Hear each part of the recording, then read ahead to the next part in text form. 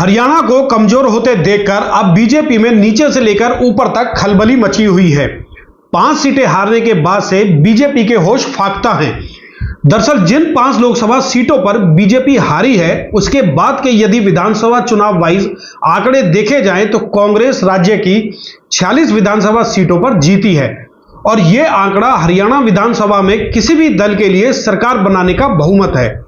यानी कि 90 सदस्यों वाली विधानसभा में बहुमत का आंकड़ा 46 है, जो कि लोकसभा चुनावों में जीत के बाद कांग्रेस के लिए प्राप्त बहुमत के तौर पर माना जा रहा है। बस यही वो आंकड़ा है जिसे देखकर बीजेपी हाईकमान बुरी तरह से घबराया हुआ है। और खबर तो अब यह है कि बीजेपी इस छोटे परंतु महत्वपूर्ण राज्य को किसी भी सूरत में खोना नहीं चाहती। दोस्तों नमस्कार, मैं हूं संजय कपूर और आप देख रहे हैं सिटी मेल न्यूज। बीजेपी की यही घबराहट कहीं ना कहीं कांग्रेस के लिए खतरे की घंटी भी है। यही वजह है कि बीजेपी के चाणक्य कहे जाने वाले देश के गृह मंत्री अमित शाह सीधे तौर पर इस राज्य को अपने अधीन ले चुके हैं। अमित शाह ने ऐलान कर दिया है कि बीजेपी तीसरी बार हरियाणा में अपनी सरकार बनाएगी और जो लोग नाराज हैं उन्हें मनाया जाएगा।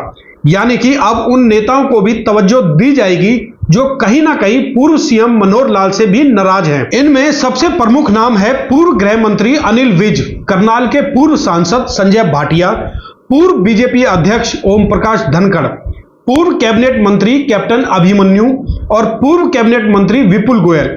ऐसे ही तमाम और नेता भी हैं जो कि पिछले 9.5 साल से संगठन और सरकार में हाशिए पर चल रहे हैं।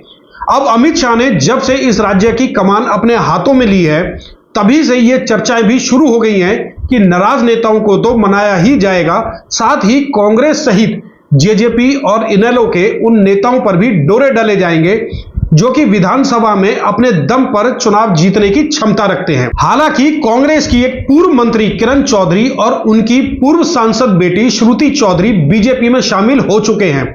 अब बीजेपी की नजर अहिरवाल के बड़े नेता और कांग्रेस से भीतर खाने नाराज चल रहे कैप्टन अजय यादव पर है।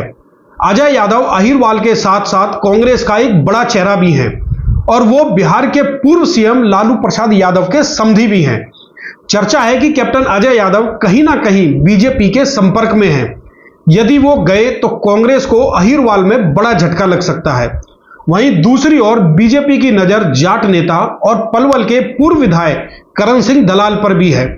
फरीदाबाद से लोकसभा की टिकट ना मिलने के बाद से करण दलाल भी अपनी ही पार्टी के नाराज चल रहे हैं।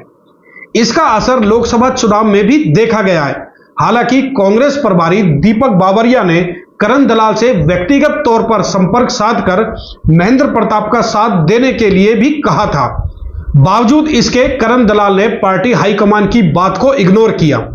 अब समझा तो यह भी जा रहा है कि कांग्रेस प्रभारी को नाराज करना कहीं ना कहीं दलाल के लिए विधानसभा चुनावों में भारी पड़ सकता है। इसे देखते हुए ही चर्चा तो यह है कि अब वो भी कहीं ना कहीं बीजेपी के संपर्क में है।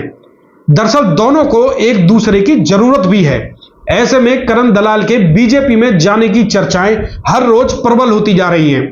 हालांकि इसमें कितनी सच्चाई है ये तो आने वाले वक्त में ही पता चलेगा, लेकिन फिलहाल अमित शाह पूरी तरह से बीजेपी को तीसरी बार हरियाणा में लाने की भरपूर कोशिश कर रहे हैं।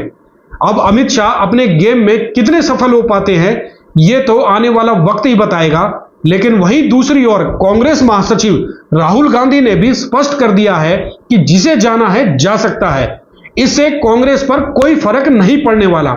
हाँ, यह जरूर है कि ऐसे नेताओं के लिए कांग्रेस के दरवाजे हमेशा के लिए बंद कर दिए जाएंगे।